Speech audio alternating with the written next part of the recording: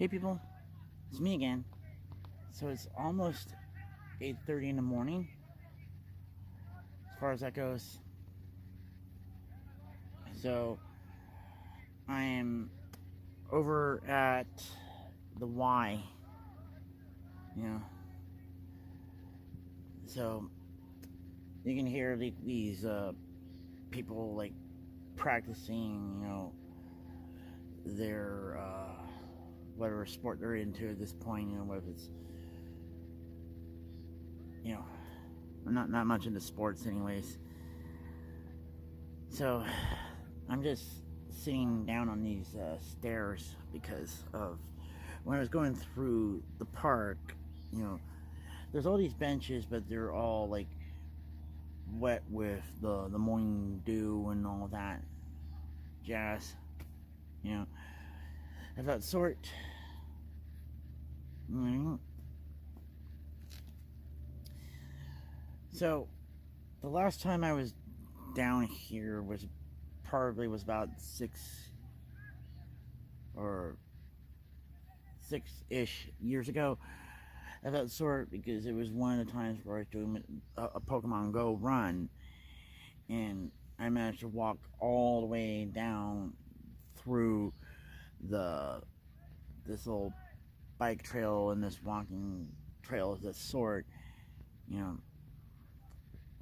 as far as that goes, because it splits up into two different trails, but they both lead into two different roads of that sort.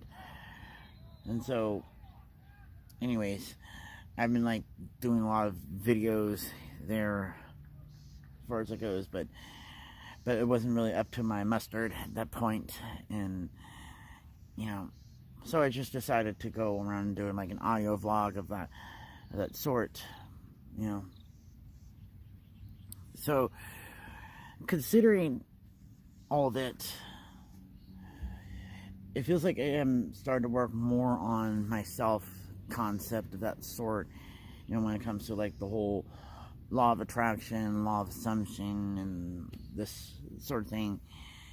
And it's like the more I do this, the more it goes into this sort of, the Sabbath state or the flow state or whatever it is, where you aren't really, paying all of that attention to what it is that you're manifesting, and that sort of, especially if it's something big or someone of that sort. And that was one of the things there that what I probably really still want is not necessarily J1 or J2 per se. It's really about being in a relationship of that sort, in general, for me. And it's really about whether if I want one guy or two guys or whatever it is, and someone who isn't really, needy like Brad, because not that I really want to go around and bash him that much, or someone who was kind of was extremely emotionally distant in that sense, like Ricky in that sense. But it was simply the fact that I wasn't really finding balance within myself, and so therefore it's like when you do that, you attract the type of people that you are. If you attract a person who is emotionally distant like that, and because you're being emotionally distant with yourself and not connected with your own emotions or whatever it is, and then, or on the opposite end of the spectrum of being really clingy, you're going to attract someone that's very clingy.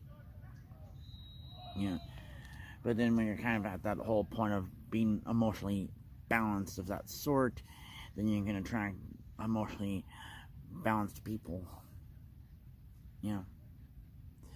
It's all about the inner working. Yeah.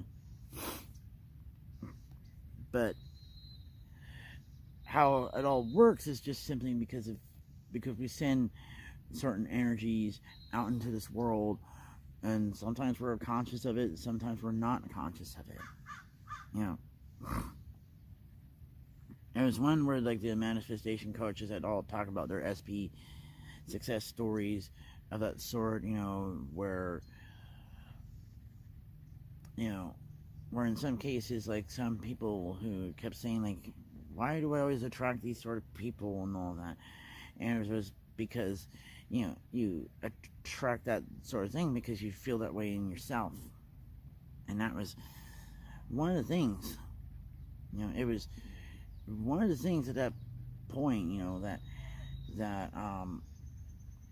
that I laid down that truth bomb on J2 of that sort.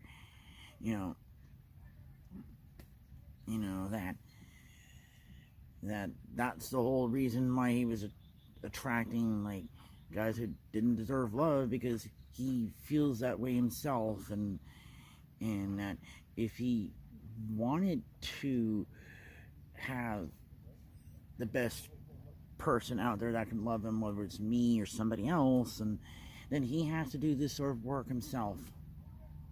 I mean, I'm still going to be here, but I'm not going to really be like, waiting for Godot on him. I have to do my own things. I have to focus on myself. I have to, put myself on that pedestal for once, instead of putting other people on the pedestal when they clearly didn't really deserve that sort of thing. And that's like the biggest problem of that sort, is we have to, not put our SPs on the pedestal, and just realize that they're human of that sort. And if we, just not care so much about it either way, and where this sweet spot of the balance between desiring and not desiring someone, and as far as that goes, and that was like the biggest problem when I was manifesting J2 in the first place, or even J1 of that sort, was I was putting a manifestation on a pedestal, and then so everything starts to slow down when it comes to that. When it comes to like getting attached to the outcome. In a way, you can manifest yourself, you can manifest the detachment, in some ways, where it makes it a whole lot easier. And I think that's just something that I had to look in that sense, because when it comes to that, there's always a solution to it, of that sort. And so when it comes to like, J2 for that matter, so that solution is for me to kind of let the time and space do its work, like absence makes the heart grow fonder of that sort, and but also not, fully give up on that sense. But you can put, your SP on the back burner and all that sort, and they'll still be there. You can still like, manifest them back at any time you want. There's infinite amount of chances when it comes to manifesting somebody. It doesn't really matter if they ghosted you or anything of that sort, as long as you're like in that state of the wish fulfilled, and as long as you clearly define what is that state of the wish fulfilled. But you don't really have to go all to the end. There are other people that do the step-by-step manifestation, where it's just, building the bridge of that sort. And that's kind of what it is. when you build a bridge, you know, there's this sort of thing where you could build it in one end or build it on both ends, and let everybody take care of the middle of that sort. You know, because ultimately there is no right or wrong way to manifest. That's one of the things here. So anyways, guess that's it. So talk to you guys later.